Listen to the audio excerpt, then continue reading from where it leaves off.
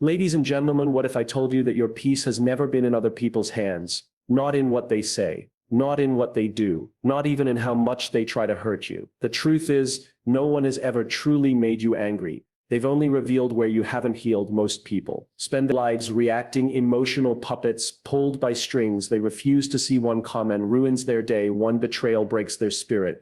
Misunderstanding turns into a war, but it doesn't have to be that way. The Stoics believe that real strength isn't about being untouchable. It's about being unshaken. Your calm isn't supposed to be this fragile thing, constantly at the mercy of other people's moods, opinions, or mistakes. It's supposed to be rooted in reason, in clarity, in the part of you that can step back, breathe, and choose how to respond. Not just how to react. The world will test you. That's a given, but whether you get pulled into its chaos, that's your choice. This video is about reclaiming that choice. It's about learning how to protect your calm like it's sacred, because it is through the lens of Stoicism. We'll walk through some of the most powerful shifts you can make today, not abstract philosophy, but real grounded steps you can take to stop being at war with everything and start leading from within. And if these conversations speak to something real, use something grounded in truth, philosophy, and inner growth, consider subscribing. It's a small gesture, but it helps us reach more minds like yours. And it quietly signals that you're walking this path with intention. Let's talk about anger, not the kind that erupts in fire and fury, but the quieter kind. The kind that simmers when someone lets you down or crosses a line you thought was obvious. The kind that sits in your chest and whispers, how could they? We often think our anger is about them, the person who was rude, disrespectful, careless. But here's the twist: more often than not, it's not about them at all. It's about the story you were telling yourself. The silent expectation you had that the other person didn't even know they were supposed to meet. Anger shows up when reality doesn't match the mental script. You expected someone to be more thoughtful. You expected loyalty or gratitude or a simple thank you. And when you didn't get it, your mind screams, this isn't how it's supposed to go. But who said how it's supposed to go? Did the other person agree to your terms? Did they even know what your terms were? Carl Jung once said, everything that irritates us about others can lead us to an understanding of ourselves. That hits hard, because what if your anger isn't just a reaction but a mirror? What if it's showing you something unresolved inside you, something worth exploring, rather than suppressing or exploding over? Stoicism teaches us to challenge our assumptions, so if someone else's behavior makes you mad, the Stoic response isn't to lash out. It's to pause, to trace that anger back to its root, to ask, what was I hoping for that didn't happen? What belief just got threatened? Let's make this real. Your friend cancels on you again. And you're fuming not because of the cancellation itself, but because somewhere in your mind there's a belief: people who care about me follow through.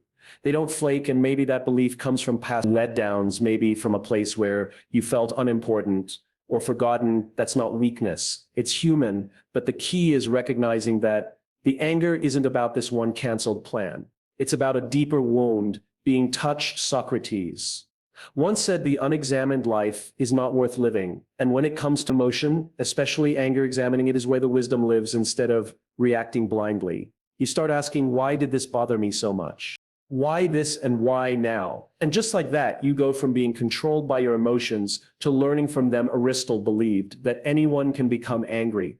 That's easy, but to be angry with the right person at the right time, for the right reason, and in the right way, that's the hard part. That's emotional maturity. So here's a simple practice. When you feel that rise of frustration, instead of clenching your jaw or firing off a text, ask yourself, what expectation just got violated and why was I so attached to it? You'll be surprised how often that single question can dissolve the intense in anger. Isn't your enemy, it's your compass, but only if you're willing to read it right. Sometimes the most powerful thing you can say is nothing at all. That might sound counterintuitive in a world that celebrates the loudest voice, the sharpest comeback, the most viral clapback. We've been taught that silence means weakness, that if you don't speak up immediately, you're letting someone walk all over you. But what if that's not true? What if in many cases, silence isn't surrender, it's self-control? Let's be honest. Most of us have said something in the heat of the moment that we wish we could take back. A sentence we fired off without thinking, a text we sent in anger, a comment that burned a bridge. But how often do we truly regret pausing? Rarely. Silence almost never haunts you, but angry words, they echo. The Stoics were big on this. Seneca, one of the most quoted Stoic philosophers, said, anger, if not restrained, is frequently more hurtful to us than the injury that provokes it. And he was right. When we react instantly, we're not responding from wisdom, we're reacting from impulse. And impulses are rarely wise. Think of silence not as passivity, but as power, under control. That moment when someone disrespects you, challenges you, throws shade, your immediate instinct might be to fight back. But if you can resist that urge and pause, instead something incredible happens. You start to see the situation clearly. You separate your ego from your values. You give yourself time to choose your response instead of becoming a slave to your emotions. When someone gets under your skin, it's not always about them. Sometimes it's a sign that there's something inside you that needs attention, and silence, just a few seconds of it, gives you the space to notice that. Plato taught that a wise man speaks because he has something to say. Fool, because he has to say something. Let that sink in. You don't always need to have the last word. In fact, when you choose not to engage in every little battle, you conserve your energy for things that truly matter. Silence becomes a filter. It lets nonsense pass while you remain steady and know this isn't about bottling things up or suppressing emotion. It's about choosing your timing, choosing your tone, choosing your moment. The pause between stimulus and response, that's where your power lives. So next time you feel the fire rising, pause, count to 5. Let them talk. Let them dig their hole, if they must. Your job isn't to correct every offense. Your job is to protect your peace, as Epictetus once put it. It's not what happens to you, but how you react to it that matters. And sometimes the strongest reaction is none at all. Silence isn't weakness, it's wisdom in motion.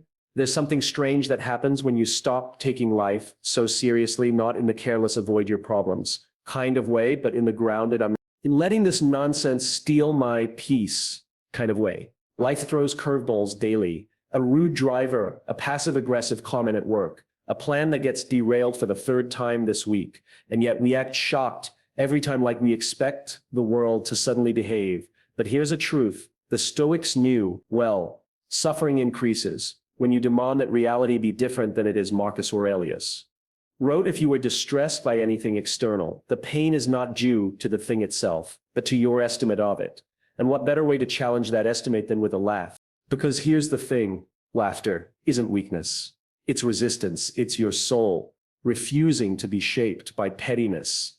It's the calm refusal to let small things become big burdens. When you laugh, you're not pretending the problem doesn't exist. You're just making it clear that it doesn't get to define your emotional state. Aristotle once said that laughter is a trait unique to humans that tells you something. It's not just a social reflex, it's a tool, one we can use to cut through tension, to shrink problems down to their actual size, and to remind ourselves this moment isn't everything. Think about it. Someone cuts you off in traffic. You can slam the horn, yell into the void, replay it for hours, or you can exhale and smile like, yep, there it is, chaos doing its thing. Same moment, totally different energy. The first keeps you tense and reactive. Second keeps you human. Carl Jung offered a perspective that adds another layer here. He said, even a happy life cannot be without a measure of darkness, and the word happy would lose its meaning if it were not balanced by sadness. The mess expects some mess, and when it arrives, choose how to meet it. Play. Believe that comedy and tragedy were two sides of the same coin. And you see that in daily life. One moment you're frustrated, step back 5 feet, and suddenly it's funny, it's ridiculous. It's just life doing what life does. The real challenge is choosing your response. Not everything deserves your outrage. Not every track needs a meltdown. Sometimes the most stoic move isn't silence or discipline. It's lightness, it's perspective, it's that quiet smile that says, I see the chaos and I choose peace. Anyway, so here's your new reflex. When something dumb happens, before you react, grin. Even if it's just a flicker, even if you're still annoyed, let that grin remind you you're bigger than the moment. You're not here to be tossed around by every little thing. You're here to move through life with grace. And sometimes that grace starts with a laugh. There's a quiet kind of strength in walking away from a fight. You know you could win, not because you're afraid, not because you don't have the right words or the sharper edge, but because deep down you know peace is more valuable than proving a point. The real flex isn't dominating the argument. It's not needing to think about it. How many times you won an argument only to sit with that weird empty feeling afterward? Maybe you were right, maybe you made your case perfectly, but instead of feeling victorious, you felt agitated, heavy, maybe even a little guilty. That's because the goal wasn't truth, it was control, and control rarely brings peace. The Stoics had a word for this, apathy, not apathy in the modern sense, but a state of inner calm that isn't thrown off by other people's chaos. Marcus Aurelius, who ruled An empire surrounded by conflict wrote the best revenge is to be unlike him who performed the injury. In other words, don't lower yourself to meet someone in their mess. Rise above it. When someone triggers us, it's rarely just about them. It's about what that conflict stirs up in us. Our need to be seen, to be heard, to be right. But here's the thing, not every trigger deserves a response. Some just need to be observed. Plato believed that self-mastery was the highest form of freedom, and that includes mastering your reactions. If you always need to have the last word, you're not free. You're hooked, you're on a leash, pulled by anyone who knows how to push your buttons. But when you choose peace over pride, you become unshakable. This doesn't mean you let people walk all over you. This isn't about being passive or avoiding hard conversations. It's about discernment. It's about ask yourself in the moment, is this conversation worth my energy or is it just noise? Because energy is a currency, and once it's spent, you don't get it back. Socrates famously said, strong minds discuss ideas, average minds discuss events, weak minds discuss people. So when the conversation starts sliding into gossip, accusation, or ego-driven drama, whether it's worth participating in at all, zoom out, ask yourself, what kind of life am I trying to build? Who am I becoming in this moment? Because the truth is, you can win the argument and still lose the connection, still lose your composure, still lose yourself. So maybe the real win is knowing when to speak and when to stay silent, when to defend your truth and when to simply walk away with your dignity intact. Not everything is worth a reaction. Save your energy for the moments that actually shape your future. Let the rest go. There's kind of quiet pride in staying unbothered, not in a fake, I don't care kind of way, but in the deeply intentional way that says, I choose peace over pettiness. Because let's face it, life throws plenty of reasons to react. People cut in line somewhere. Talks down to you, a message gets left on read. But what if you flip the script and turn those moments into training reps for your mind? That's where the Stoics were ahead of their time. They didn't aim to feel nothing. They aimed to master everything. Marcus Aurelius, the philosopher emperor, once said, you have power over your mind. Not outside events realize this. And you will find strength. So if someone's attitude ruins your day, it's not really their fault. It's a sign your inner world needs work now. Here's a new way to approach it. Make calm a game seriously. Start counting how many times today you could have reacted and didn't. That's your scoreboard. Someone cuts you off in traffic. You breathe. Let it go. Boom, point on the board. Someone gives you a snarky comment. You smile and stay cool. Another win, it turns emotional self-control from a core into a challenge, and something weird happens. When you gamify it, you start looking forward to opportunities to stay grounded. You begin to notice how much control you actually have. Aristotle once said, what it lies in our power. To do it lies in our power. Not to do that applies perfectly. Here you can always speak, you can always fire back, but it's the moments when you don't, when you choose not to react, that this character, that self-mastery, that's how mental strength is formed. Carl Jung added another layer when he said, do you make the unconscious conscious? It will direct your life and you will call it fate. Think about that. Every time you snap without thinking, you're being led by habits you haven't challenged. But when you pause, reflect, and respond with intention, you're rewiring your patterns. And let's be clear, this isn't about suppressing how you feel. That's not healthy or sustainable. It's about becoming so aware of your emotions that you know how to guide them. Instead of being guided by them, you're not pushing them down. You're lifting yourself above them. Plato taught that the first and best victory is to conquer yourself. That victory doesn't happen once. It happens dozens of times a day. In the comments you ignore, in the gossip you don't spread, in thoughts you question before they become actions. So try it, track your calm like a high score each moment. You stay grounded as proof you're leveling up. It won't be perfect, but every time you choose not to react, you're proving to yourself that you're not here to be easily shaken. You're here to lead yourself, and that's the real game worth playing. There's this exhausting thing we do, most of us, without even realizing it. We build mental scripts for how other people should behave. We expect our friends to always show up. We expect our partner to never hurt us. We expect our boss to lead with fairness and reason. And then when they don't follow that script, when they go off course, we feel disappointed, confused, even betrayed. But here's the part we don't always admit: the script was ours. We just forgot to tell them they were in a play. We wrote. Philosopher Epictetus, one of the core voices of Stoicism, had a simple truth.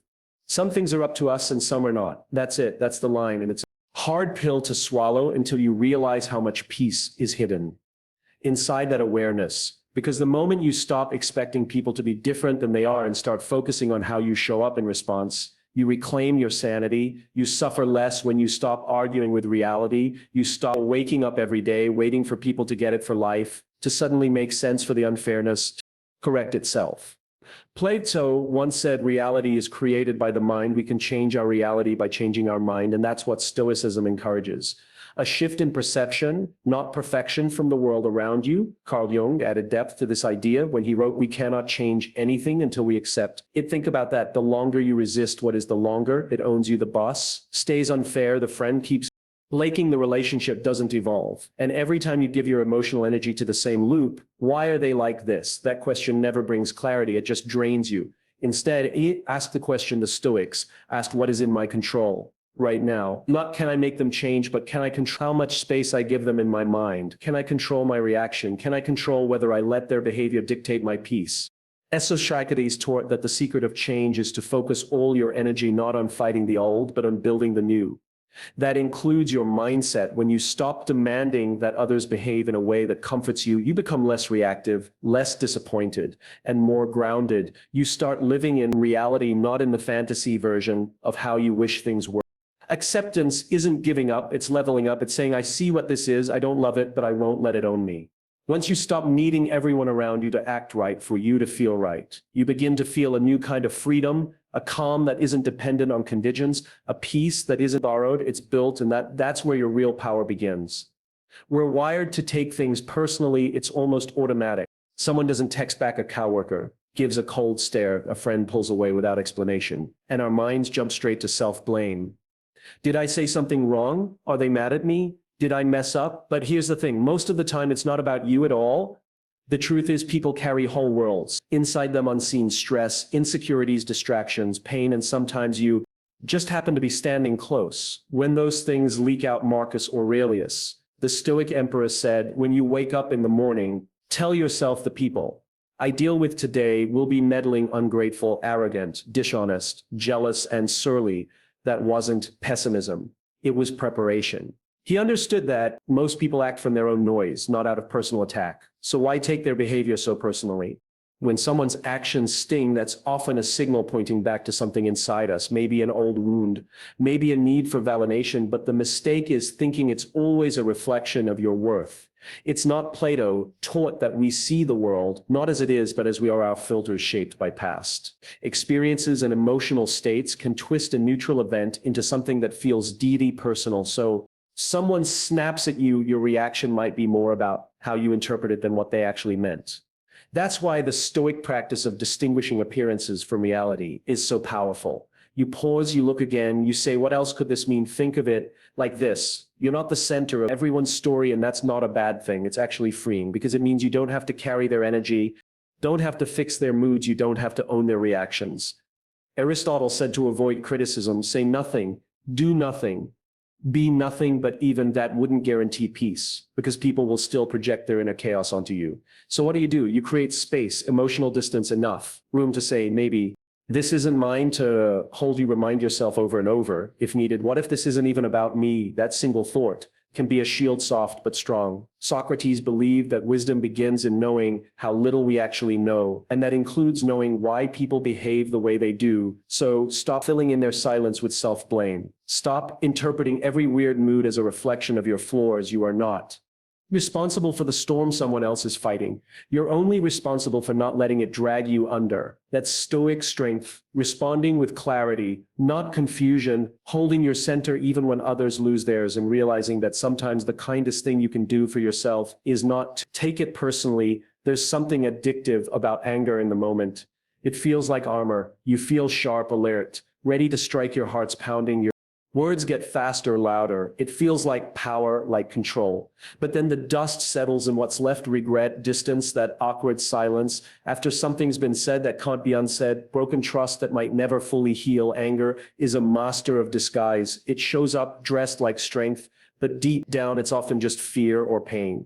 Looking for an exit, it tells you that exploding is the only way to be heard, but really it's the easiest way to lose your ground. Anger is like that friend who hypes you up to throw hands and then disappears the second real consequences arrive and you're left cleaning up the mess alone. The Stoics knew this well. When you react in anger, you might win the moment, but lose the relationship, lose the respect, lose your peace. that discomfort to snap. It's often a flare from your own inner world, pointing to wounds or unmet needs. And if you can pause just long enough to examine it, you open the door to something far more powerful than anger. Awareness, Plato believed that true courage is knowing what not to fear. And sometimes what we fear most is looking weak. We think that staying calm is surrendering power, when in reality, it's the highest form of control. The person who can stay centered when everything around me is spinning, that's not weakness, that's strength with roots. The Stoic view of fire was this: use it wisely, let it warm, not scorch. That means channeling the energy anger brings into something productive.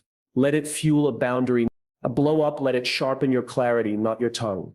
Let it push you to act, but not to attack. Aristotle once said, anybody can become angry, that is easy, but to be angry with the right person to the right degree, at the right time for the right purpose. And in the right way, that is not with everybody's power and is not easy. That's emotional discipline. That's choosing your response instead of being owned by it. So next time the fire rises, pours, not because you're scared to speak, but because you respect yourself enough not to burn everything down. You can be assertive without being aggressive. You can be clear without being cruel. You can stand your ground and still walk away with grace, because real power doesn't come from yelling louder. It comes from staying calm longer. There's a quiet weight we carry when we hold on to pain, not the pain itself that comes and goes, but the story we attach to it, the grudge, the resentment, the replaying of what someone said, what they did, what they never apologized for, and every time you think about it, you feel that sting again, the same hurt just recycled through memory. It's exhausting. Here's the hard truth: the person who hurt you probably isn't thinking about it anymore. They've moved on, they're living their life, sipping coffee, scrolling through their phone, and aware that they still live rent-free in your mind. Meanwhile, you're carrying around their words like a fresh wound. But it's not fresh, it's old, it's scar tissue. You keep picking at Marcus Aurelius. The Stoic emperor wrote the best revenge is to be unlike your enemy. In other words, don't let someone else's cruelty turn you into a prisoner of your own bitterness. Don't let their behavior dictate your inner world. That's not justice, that's surrendering your peace. Carl Jung once said, I am not what happened to me, I am what I choose to become. That's the shift. Letting go isn't about erasing the past. It's about refusing to let it define you. It's saying, yes, this hurt. Yes, it changed me, but I won't let it shape who I am. Moving forward, you take back authorship of your own story. Aristotle believed that we are what we repeatedly do. So if you rehearse resentment, if you practice bitterness, you become shaped by that energy. It becomes your emotional baseline. But you can choose to interrupt that cycle. You can choose to practice something else. Forgiveness, not for them, but for yourself. Plato taught that the soul is harmed more by injustice committed than injustice received. When you hold a grudge, when you fantasize about getting even or proving your worth, you're prolonging your own suffering. You're tethering your peace to someone who may never make it right. So try this just once. Say it out loud. This happened. It hurt, but it's over. Not because you're okay with it. Not because it was fair, but because you're done letting it hold you hostage. Say it for your sanity, not their sympathy. Letting go doesn't mean forgetting. It doesn't mean what they did was acceptable. It means you're done reliving it. You're done bleeding for someone else's wound. You're finally choosing to stop carrying something that no longer serves your growth. The Stoics didn't aim to become cold or indifferent. They aimed to live wisely, to let go of what they couldn't control, to stay grounded in the present, not dragged backward by the past. So maybe the real strength isn't in holding on. Maybe it's in saying, I've carried this long enough now, I'm setting it down, and then walking forward lighter. Freer, wiser. One of the quickest ways to lose your peace is trying to manage everyone else's life. It sounds noble at first, wanting to help, to guide, to protect the people you care about, but somewhere along the way, it shifts. That helpfulness becomes control. And suddenly your mood is tied to their decisions. Your energy is spent chasing their change, and your sanity is hanging on whether or not they get it. It's a losing game. Here's the truth. You can't control people, not your partner, not your kids, not your parents. You can't control your friends, your coworkers, or that one relative who refuses to listen. No matter how many times you repeat yourself, influence, sure, inspire, absolutely, but control, that was never yours to hold. The Stoics were crystal clear about this. Epictetus, one of their great teachers, said, some things are in our control and others not. The problem is we forget which we think.